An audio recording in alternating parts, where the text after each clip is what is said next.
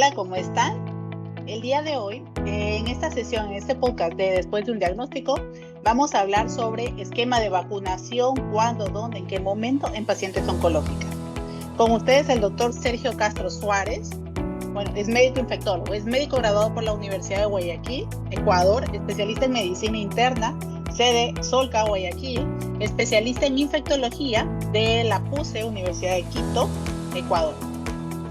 Bueno, pues doctor, muchas gracias por aceptar la invitación. Y bueno, yo soy la doctora Elena Rodríguez, yo soy oncóloga, yo soy médico internista y oncóloga que ejercemos en la ciudad de Guayaquil, Ecuador. Bueno, entonces, ¿qué es lo que tenemos con nuestros pacientes? Son pacientes oncológicas que están tanto en vigilancia, en seguimiento o en tratamiento activo oncológico, con quimioterapia, con biológicos y todo. Ahora, la primera pregunta, doctor. ¿Cuáles son sus recomendaciones de vacunación en nuestras pacientes? Bueno, antes de todo saludarlos, buenas noches con todos. Acá está atardeciendo, una bonita tarde para todos o noche cuando se encuentren. Bien, muchas gracias por la oportunidad. La verdad, la infectología es un campo que constantemente está evolucionando y apasiona. Y obviamente hace mucho tiempo solamente nos preocupábamos acerca de otro tipo de pacientes. Ahora, constantemente vemos muchos pacientes oncológicos y que necesitan el apoyo del especialista de enfermedades infecciosas. Entonces, el por qué nació este webinar fue por esto, porque estos pacientes, si bien están inmunodeprimidos desde un inicio que pueden de su enfermedad, obviamente van a tener mucha más inmunosupresión cuando reciban tratamiento. ¿Y qué va a pasar posterior a esto de aquí? Bien, entonces esto los hace presas de infecciones potencialmente prevenibles. Y si bien el hablar de infecciones y vacunación es un tema apasionante porque solamente creíamos y seguimos creyendo que los niños son los que más se van a beneficiar de esto. Sin embargo, no es así. Sin embargo, los pacientes con inmunocompromiso, como son los pacientes oncológicos como tal, o que hayan recibido tratamiento o que estén después del tratamiento, son los que también se van a beneficiar de esto. En otras palabras, ¿podríamos programar la vacunación de los pacientes? Correcto, sería lo mejor hacerlos. Hay que recordar que obviamente cuando nosotros nos vacunamos o cuando tenemos inmunidad desde muy pequeños, que es obviamente dada por las infecciones que nosotros adquirimos con el tiempo, posteriormente lo que sucede es que nuestra inmunidad comienza a deteriorarse, comienza a caerse y comienza a tener un término muy ahora sonado que se llama inmunosenescencia. ¿Qué sucede con este término inmunosenescencia? Al igual, senescencia es lo que llamamos que va envejeciendo. Asimismo, nuestro sistema inmune va olvidando ciertas cosas, va teniendo ese olvido, y muchas de las drogas las cuales utilizan los oncólogos también hacen que ese olvido sea mucho más potente y mucho más rápido. Por eso, el tratar de tener una programación previa al inicio de quimioterapia tipo aplaciante que nosotros llamamos, sería lo más recomendado. Obviamente, también hay recomendaciones para aquellos pacientes que ya por X o Y situación o por el inicio del tratamiento se olvidaron de aquello y necesitan volver a recordar. Entonces, también existe ese tipo de vacunación post-tratamiento, que también es parte importante de aquello. En el mejor de los casos, todo debería ser programado. Incluso para nosotros sabemos que el 40% de los tumores, independientemente, podríamos prevenirlos, valga la redundancia, con prevención. Entonces, correcto, la prevención también viene en la parte de la vacunación. ¿Qué vacunas tenemos para prevenir cáncer? Para prevenir cáncer, efectivamente, ya hay muchos virus los cuales están determinados como oncogénicos y por ahí por nombrar unos que otros, VPH, HTLV, y el mismo virus de VIH siendo propensión a que haga enfermedad tumoral posterior. Entonces, hepatitis. Por ejemplo, hepatitis B también siendo un importante para poder ver cáncer a nivel del hígado. Entonces, todo eso lo que hace es que tratar de que la vacunación esté antes de aquello. Entonces, por ejemplo, evitamos mucho en mujeres jóvenes cáncer de cuello uterino y también cáncer a nivel de lo que nosotros llamamos cabeza y cuello por VPH. Entonces, incluso en pacientes que tienen VIH también se los previene del cáncer a nivel de ano, porque es muy frecuente en este tipo de pacientes que se vean este tipo de patologías. Por ejemplo, también en pacientes con VIH, que ellos tienen que recibir una vacunación mucho más estricta y mucho más amplia, en la cual se va a prevenir cierto tipo de enfermedades también oncológicas, como es la hepatitis, que va muy correlacionado con VIH. Bueno, pues sabemos que en un mundo ideal hay países en los cuales la población juvenil, y ahora en la actualidad pues ya tenemos como 15 años vacunando como VPH o capaz más, pues ya no tienen ellos carcinoma de cervix, de CAC1, ¿no? También han disminuido cáncer de canal anal, de cabeza y cuello. El problema es que nosotros somos, o por lo menos en el Ecuador, somos población latina en países en vías de desarrollo y pues todavía lo tenemos. Pero bueno, el ejemplo que está poniendo es la prevención. Hepatitis Correcto. B también tenemos para evitar, por supuesto, el desarrollar hepatitis B y por ende, a largo plazo, tenemos carcinomas hepatocelulares. Nosotros somos uno de los países que tienen mayor porcentaje de carcinoma hepatocelular. Y el problema es que no tenemos prevención y por ende tratamiento. Es más barato prevenir. Pero Correcto. en el contexto de una paciente que ya está en tratamiento oncológico, supongamos en quimioterapia, y idealmente tenemos vacunas que tenemos que hacerlas cada año. Correcto. Por ejemplo, no sé, pues en el caso de influenza o COVID, ¿en qué momento es el adecuado para vacunar a nuestras pacientes en tratamiento activo? En tratamiento activo sí hay que ser un poquito más selectivos en qué vacuna voy a poner. El por qué es sumamente importante. Cuando yo tengo un paciente con tratamiento activo como tal, generalmente yo puedo tener que mis defensas producto de la quimioterapia se bajen. Y en ese momento, si yo indico una vacuna que podría ser a virus vivo o a virus atenuado, esta vacuna puede reactivarse y dar enfermedad. ¿Qué ejemplo de virus vivo atenuado tengo? Por ejemplo, si nosotros vivimos en Estados Unidos, hay una vacuna contra la influenza que viene en spray nasal, en la cual está contraindicada para este tipo de pacientes. Sarampión, rubiola, paperas también se encuentra contraindicada para este tipo de pacientes, así también como fiebre amarilla. Sin embargo, hay vacunas que son mucho más seguras para este tipo de pacientes. De igual manera, vuelvo y lo repito. Vacunas como la influenza, contra el COVID actualmente, son vacunas que están y se las considera extremadamente seguras debido a que estos no están hechos de estos virus, sino que son de ADN recombinante, lo cual han como querido sacar la molécula que produce en realidad infección, y eso es lo que brinda inmunidad al paciente. ¿Cuál es el tiempo ideal antes de vacunarse? Podría ser por lo menos 3 semanas antes que se inicie el tratamiento como tal. Y ese es en el caso de quimioterapias citotóxicas, pero por ejemplo, si el paciente está recibiendo anticuerpos humanizados, por ejemplo, tenemos grupo de pacientes que tienen cáncer de mama triple negativo y están en inmunoterapia.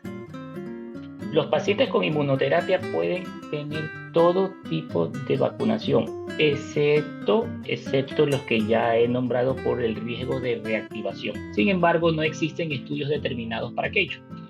Pero mientras no se tenga una evidencia como tal, las vacunas recomendadas con el calendario anual son las que se siguen programando en este tipo de pacientes, ya que su inmunidad no se ve tan afectada como con terapia citotóxica. Okay. ¿Y aplica lo mismo para las pacientes que están con anticuerpos humanizados? Me refiero a trastuzumab, pertuzumab. Correcto. Solamente las únicas indicaciones que están posterior a salida de ellas, por decirlo así, son pacientes que tienen anticuerpos anti-CD20, que los que utilizan rituximab específicamente. Y una pregunta importante. ¿No solo los pacientes se tienen que vacunar o también los cuidadores? Excelente pregunta. Es una muy buena pregunta, ya que los pacientes oncológicos generalmente siempre tienen alguien que los está cuidando, alguien que los está apoyando. Y no solamente hablo de alguien que específicamente está para eso, sino su entorno familiar. Y eso es sumamente importante. Los pacientes que tienen patología oncológica y sus alrededores en general deberían ser vacunados para evitar transmitir enfermedades a sus pacientes. El hecho es importante tratar de inmunoprevenir para aquello. La única vacuna que está en realidad contraindicada y que lo pueden tener en Estados Unidos es aquella vacuna contra la influenza que en sí podría dar, como es a virus vivo.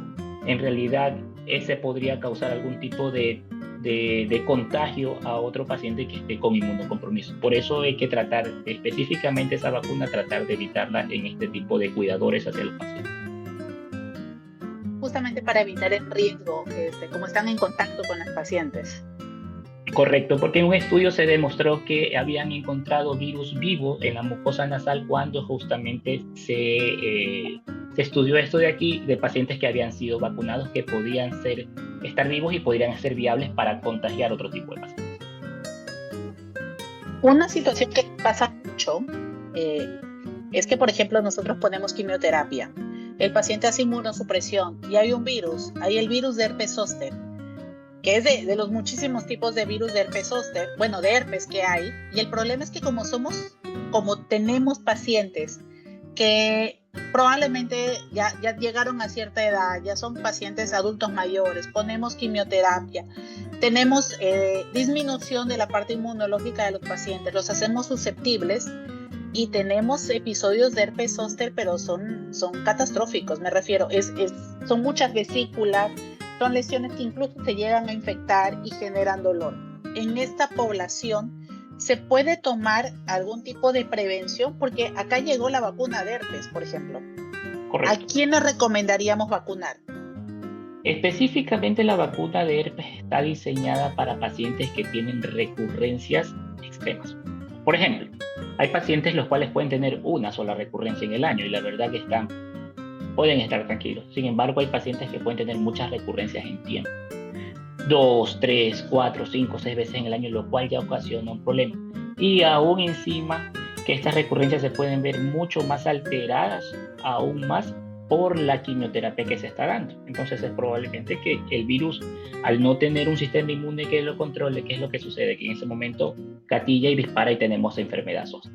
En esos pacientes está diseñada la vacuna. Hay que ponerlas. Tratar de hacer una historia clínica un poquito guiada a eso de allí, preguntarle al paciente cuántos episodios de herpes pudo haber tenido y efectivamente llevarlo 3 semanas antes para tener ese estado inmunológico mucho mejor, que la vacuna sea inmunogénica, es decir, que responda y que cree anticuerpos suficientemente neutralizantes para detener este tipo de infección. Generalmente las guías recomiendan que la vacuna del herpes debe estar después de los 19 años y que por lo menos son 2 dosis. La última dosis después de 4 meses, o sea, puedo aplicarlo de manera al momento del contacto y 4 meses después. Y al recordar también que esta vacuna no contiene organismos vivos, nuevamente, esa es la necesidad de recordar, que es una vacuna recombinante que en este tipo de pacientes son seguras.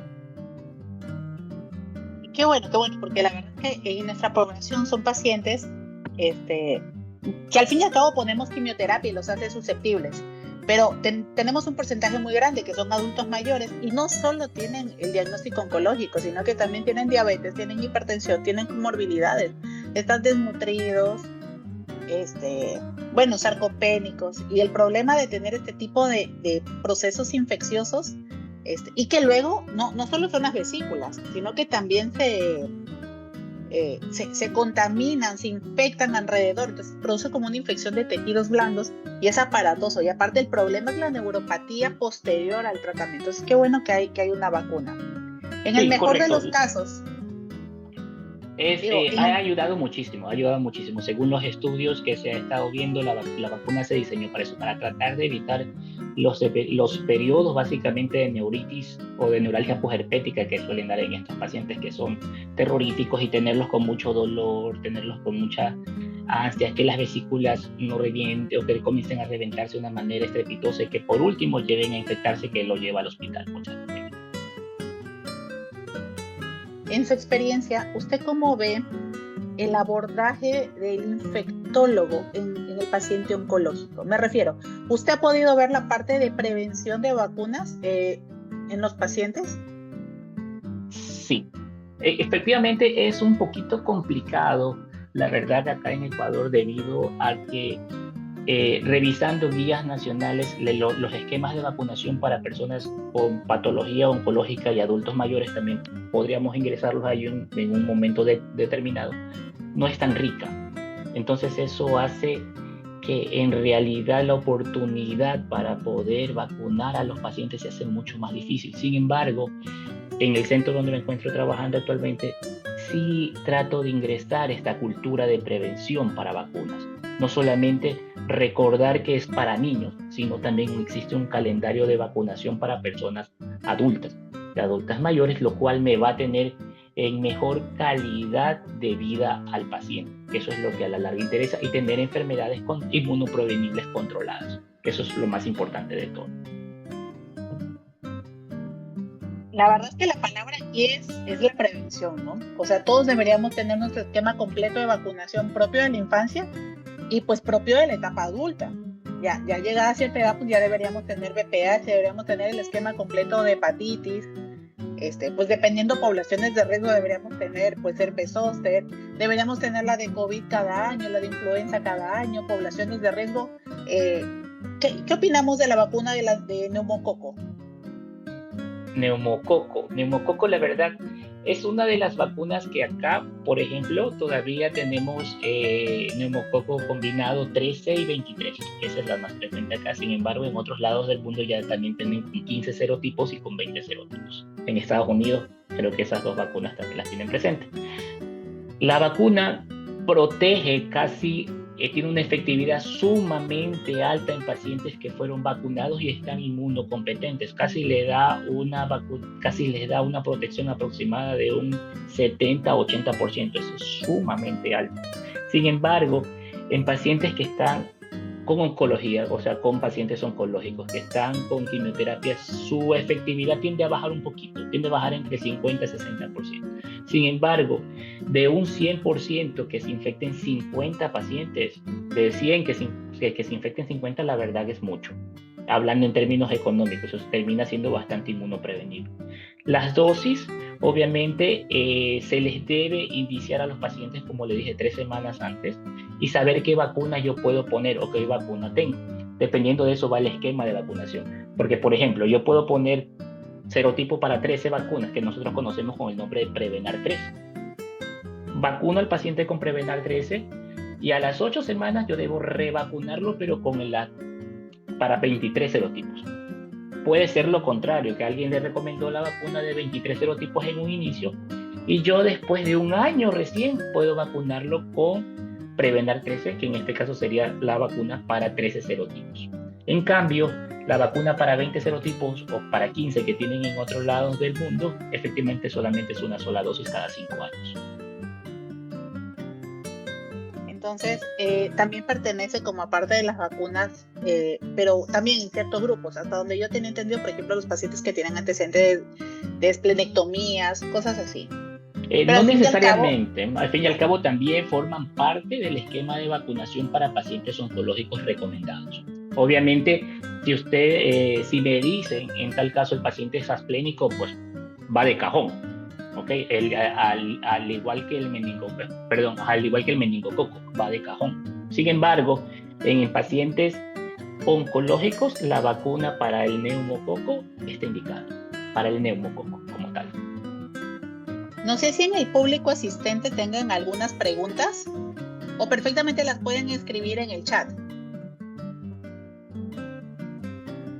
Y aparte de hasta que se animen a escribir sus preguntas, por ejemplo, la coordinación entre vacunar e iniciar el tratamiento por parte de oncología, por ejemplo, lamentablemente los diagnósticos ya nosotros los agarramos con la enfermedad instaurada y probablemente con la indicación de iniciar tratamiento.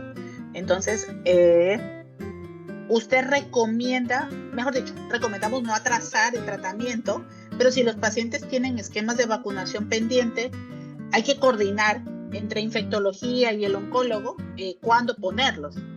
Correcto, sería lo indicado. O sea, hay que entender una cosa bien clara. Estas de acá son enfermedades inmunoprevenibles. Si bien podría darle a un paciente, también está del otro lado que no podría darle. Y yo por eso no puedo detener el tratamiento oncológico que en realidad es el que necesite contraindicación alguna. El oncólogo puede iniciar su quimioterapia y después conversar con el infectólogo. Bueno, se acabó su quimio, terminaste la quimio citotóxica, vamos, revacunemos porque ese paciente tiene más susceptibilidad a infección, tiene más susceptibilidad a otra cosa y por ende vamos a revacunarlo o a hacer lo que nosotros llamamos los boosters, los refuerzos. Tenemos una pregunta. Patricia nos está preguntando, en paciente oncológico con tratamiento activo, ¿se puede vacunar contra la tosferina? Sí, efectivamente, pero depende qué tipo de vacunas, que volvamos al inicio, hay que depender qué tipo de vacunas nosotros tenemos acá. Las vacunas que tenemos en el Ecuador estaban diseñadas para niños y por ende se da hasta población menor de 7 años. Sin embargo, existen también toxoides que están determinados para adultos, pero en ese momento hay que tener la determinación clara cuál es la vacuna que voy a dar.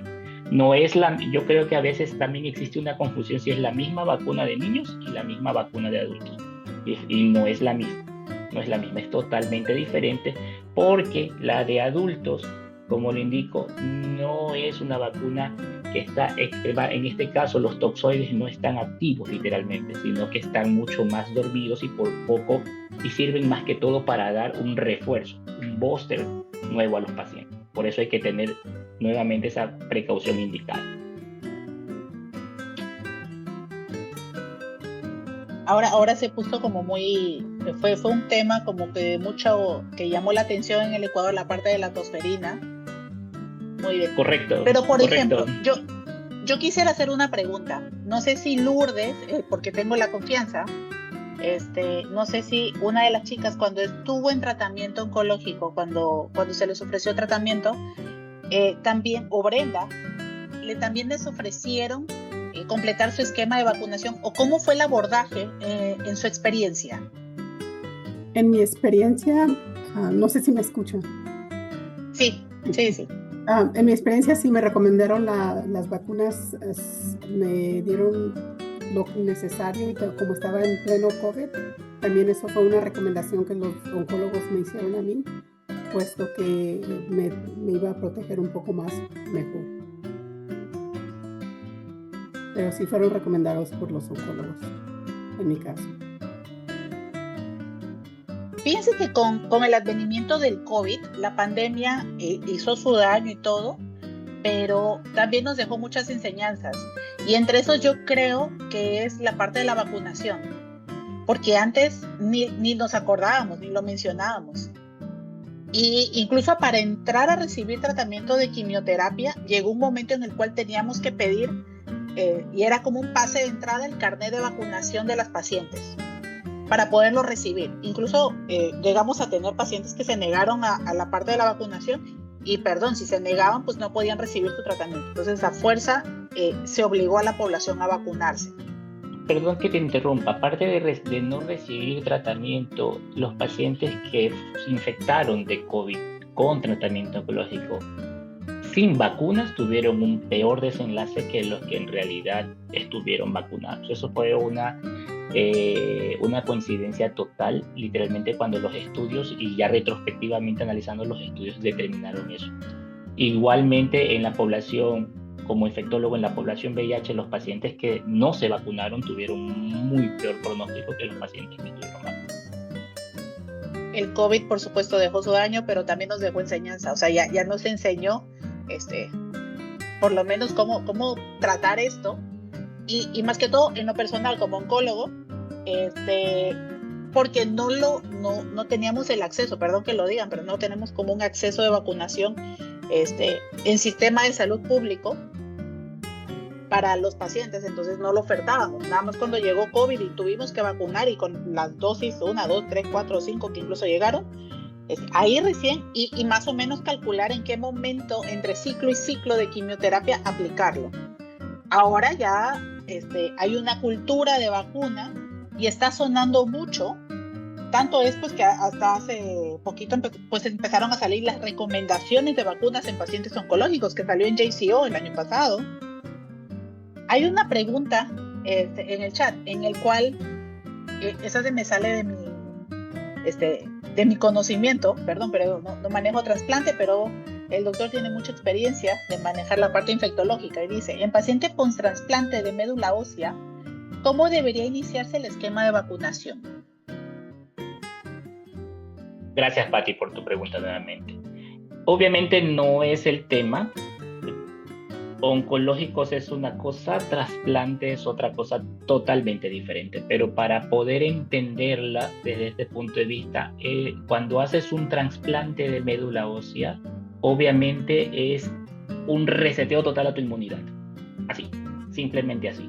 Entonces, el paciente tiene que volver a vacunarse de todo.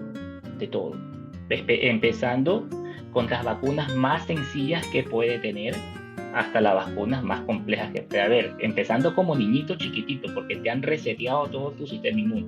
Entonces, en ese momento, triple viral, triple bacteriana, dependiendo en los días en que esté el paciente post-trasplante, después de su pegue de trasplante, habría que ver el calendario de vacunación que ellos tienen. Obviamente, cuando están aplásicos no se puede dar nada, pero cuando ya inmediatamente llegan un cierto día de trasplante, ellos van a comenzar a revacunarse para que tengan nuevamente esa inmunidad de protección que las vacunas le dan. Volviendo un poquito, perdón, es que no me pude quitar el mute. Habla Brenda Coronado. A mí también me tocó, me pidieron que me mantuviera al día con las vacunas, sobre todo en la del COVID, de la influenza, y a mí me tocó cuando estaba en tratamiento activo, cuando estaba todavía en quimio, y aún después de eso me pusieron también en un protocolo para tratar de aprobar un refuerzo de COVID, que me lo pusieron a mitad de mis quimioterapias, y después mi oncóloga me pidió que siguiera tomando los boosters cada año. Perdón, sí, efectivamente, el COVID vino para quedarse. Lastimosamente se quedó y estamos, gracias a Dios, todos los picos, todas las cosas que han pasado ya vienen decayendo, pero la enfermedad se quedó con nosotros, se quedó como no por menospreciar, pero se quedó como una gripe. Y obviamente sabemos que no es una gripe, es una enfermedad que causó mucho daño al inicio, muchos decesos a nivel mundial, y por ende la vacunación, que en este caso ya se hace solamente con boosters, que en este caso son bastante seguros, vuelvo y lo recomiendo porque son vacunas recombinadas, no van a hacer daño a tu sistema inmune. Lo que hace es recordarle que el COVID puede estar latente y tu sistema inmune trabajar lo más adecuadamente posible, lo más rápido posible para atacar la infección. Bien, ahora, no significa que una vez que usted se vacune va a estar inmune a la enfermedad. Eso hay que tenerlo muy claro. La enfermedad puede dar, pero su espectro de acción o la sintomatología que usted puede tener va a ser mucho menor al que el paciente que en verdad no se haya vacunado. Es decir, va a tener una protección porque su sistema inmune está alerta. Entonces trabajemos, porque esta infección ya la conoce. Entonces, podrá darle algo de fiebre, malestar general y para el cuadro, pero ya no va a ser lo mismo que fiebre, malestar general y dificultad respiratoria que lo lleva a un hospital. Eso es prevenir, y eso también es darle tiempo a que el sistema inmune trabaje. Y nada más como que el esquema de vacunación pues está puesto para los pacientes, se recomienda para los cuidadores, pero algo que a mí pues voy a recalcar es que también nos lo recomiendan para el personal médico. Por ejemplo, me pasó en mi año que me fui a Houston, me pidieron mi esquema de vacunación completo desde la infancia, solo para ir a Estados Unidos a hacer mi tercer año de residencia. La situación que sonará anécdota es que en el Ecuador nuestra cartilla de vacunación bueno, por ahí hay una paciente conectada, no sé si capaz lo recuerda por la temporalidad, pero nuestra cartilla de vacunación tiene un papagayo puesto estampado, que obviamente no se ve formal para los Estados Unidos, y cuando yo, latina de Ecuador, fui a hacer mi tercer año o mandé mis papeles a un año previo de anticipación, me tocó presentar mis esquemas de vacunación del Ecuador, no los hicieron valer. Y como yo iba a ejercer como médico allá en Estados Unidos, me pidieron revacunarme de todo. Entonces, por supuesto, a los médicos también nos piden tener este tipo de protección. Pero sí, entonces el esquema es prioritario para los pacientes, para los cuidadores, y por supuesto a nosotros también nos piden. Claro, nosotros estamos en el frente de batalla, por decir así, con alguna enfermedad inmunoprevenible. O sea, en cualquier momento nosotros nos podemos ver atacados de algo que en realidad podemos prevenir. Por ejemplo, Dios no quiera un pinchazo con hepatitis B. Entonces, obviamente, si yo estoy tomando un hemocultivo, haciendo cualquier procedimiento y me pincho el paciente sin saberlo, no tenía hepatitis B, prácticamente me estoy contagiando de aquello. Y entonces, como personal de salud, en nosotros, por ejemplo, ese tipo de vacuna es prevención 100%, porque yo sé que el riesgo de contraer el VIH es muy mínimo con un pinchazo, con una aguja pequeña, pero el riesgo de hepatitis B es extremadamente alto. Entonces, como personal de salud, X o Y situación, virus de VPH también puede ser también un contaminante que está allí. En cualquier momento nos hace susceptible a muchas cosas. Y es parte de nuestra cultura también tener para el paciente, cuidarlo y enseñarle cómo cuidarse. Y como comentario, también pone que para ella también es un requisito cuando trabaja en el hospital. Y fíjate que como anécdota más bien, bueno, no sé si Lourdes o Brenda, que conozco, pues que son mexicanas, pero por ejemplo a nosotros nos vacunaban para PPD, para tuberculosis cuando nacemos. Y el problema es que cuando nos hacen la prueba de PPD para ejercer en Estados Unidos, BCG, pues yo salí, la BCG, perdón, que nos vacunan para BCG y nos hacen la prueba de PPD, que es la prueba cutánea que te hacen en brazo para ver la roncha, cómo se forma. Y pues yo estuve vacunada de niña, tanto es que traigo la cicatriz en el brazo, porque esta BCG te deja una cicatriz horrible.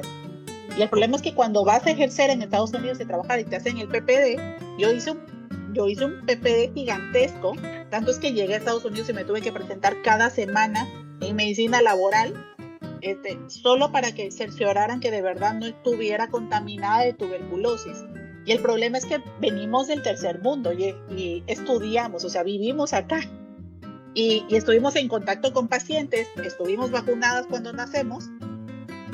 Nací en Ecuador, estudié acá, estudié en México y voy a Estados Unidos. Entonces fue una situación en la cual estuvo. Claro, obviamente. Fue una experiencia.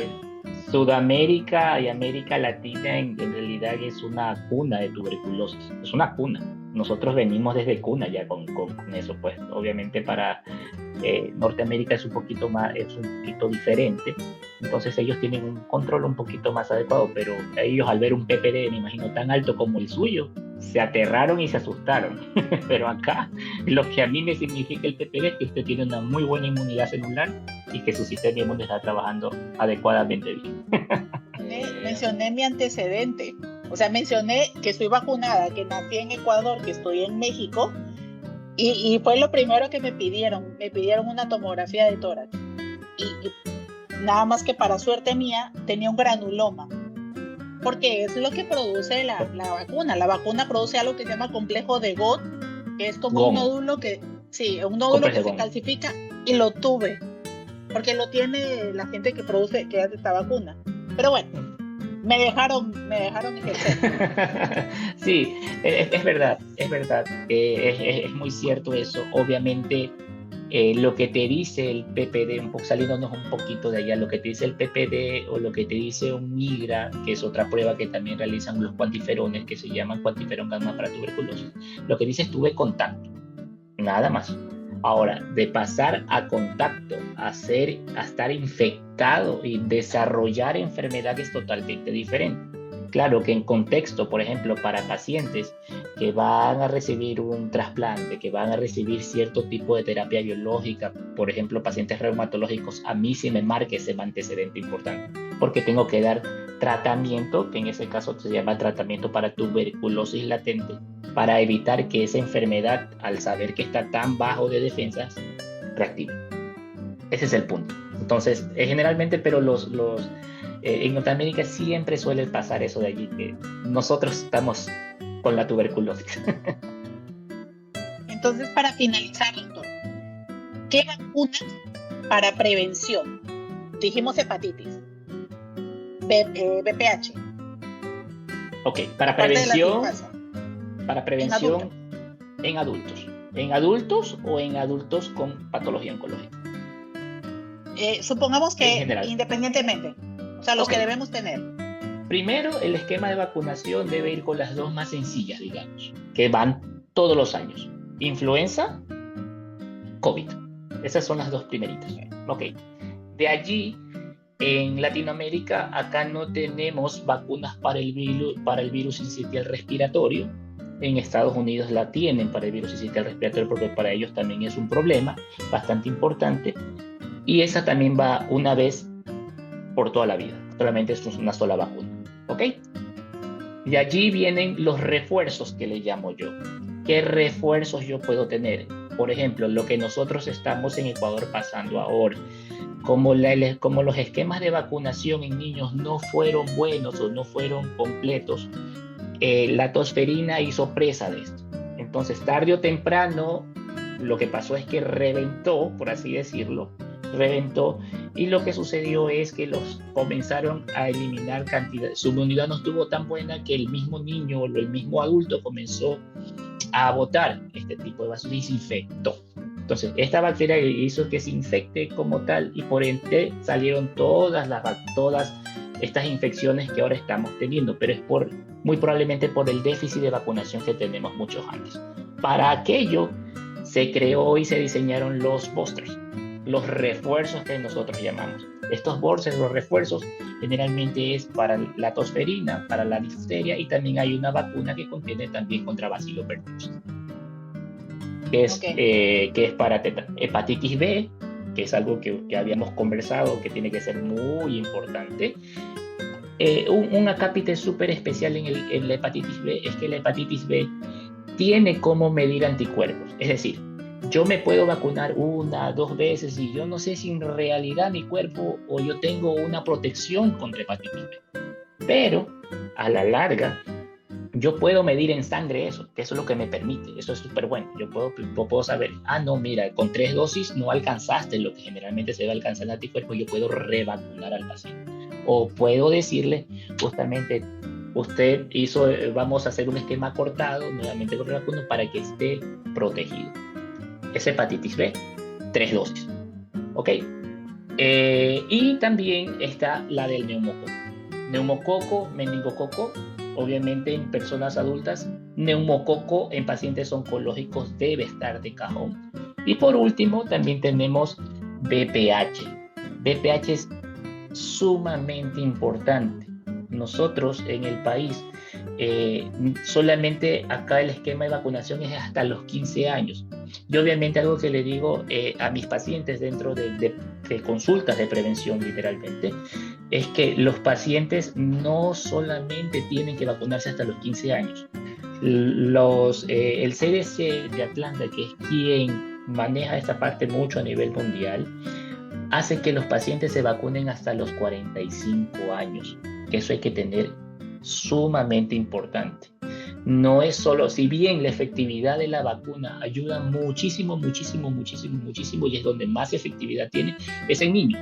¿Por qué? Porque no han tenido contacto con el virus del VPH. Sin embargo, una vez que ya inician relaciones sexuales, es muy probable que tengan el contacto con este virus, pero eso no indica como tal que no se puedan vacunar. Yo puedo vacunar a un paciente hasta los 45 años, según la casa comercial y según las indicaciones de otros organismos internacionales. Hay 2 preguntas. Dice, acá en México también se aplica la vacuna contra el tétano. ¿Hay alguna contraindicación del refuerzo durante el tratamiento? Ok. Saraí dice, acá en México hay una... Sí, perfecto. Dice, ¿se aplica la vacuna contra el tétano? No, la verdad que no existe una contraindicación como tal. El refuerzo del tétano, que es la ADT, debe hacerse cada 10 años. Vuelvo, repito, es una vacuna muy segura porque es un toxoide que está totalmente inactivo. Entonces, cada 10 años sería adecuado revacunarnos para que el cuerpo no olvide esto de acá, para darle un pequeño booster, un recordatorio al sistema inmune que debe trabajar contra aquello. Esta pregunta es muy común, la siguiente. Dice, que ha salido positiva la paciente. Mi pregunta es la siguiente. He salido positiva para BPH por 2 años consecutivos. Terminé las quimioterapias hace 4 meses para cáncer de mama. ¿Debería preguntar por la vacuna de BPH? María, ¿me ayudas con tu edad, por favor? La tienes por allí. Obviamente sigue siendo la misma indicación. Si usted tiene el tratamiento activo y lo terminó, por así decirlo, y está por menores de 45 años, debe vacunarse. Es una indicación extremadamente fuerte. ¿Por qué? Porque el recuerdo y lo que hacemos pensar es que básicamente el virus del VPH no va a terminar de desaparecer. El virus del VPH ya puso su genoma, puso su ADN, puso su daño. Sí, puso su daño. 53, gracias María. Puso su daño. A pesar de que usted ya tenga 53 años, incluso podríamos tener una indicación off-label de poder vacunarla. No es una indicación puntual porque no está en las guías, pero si usted ya tuvo un contacto anterior con VPH, sí podría acceder a la vacuna para tratar de evitar lo que en realidad podría causar, que es un cáncer a nivel de cuello del útero o también a nivel de cáncer de cabeza y cuello. Lo que sí es verdad es que la recomendación para vacunación de VPH 45 años, o sea, es una recomendación que nos pone la Organización Mundial de la Salud. Pero lo que también pasa es que yo tengo pacientes con cáncer de cuello uterino de 80 años. Y es un problema porque es brindarle un tratamiento de radioterapia o quimioterapia sistémica a los 80 años, cuando normalmente el cuello de útero es de paciente joven. Pero eso quiere decir que la primoinfección, o sea, el primer contacto que probablemente tuvo la paciente fue a los 40, 50, 60, porque es un cáncer que desarrolla lento, tarda, teóricamente dice 15 años, más o menos. Entonces, tengo pacientes que a los 80 años están mostrando el tumor.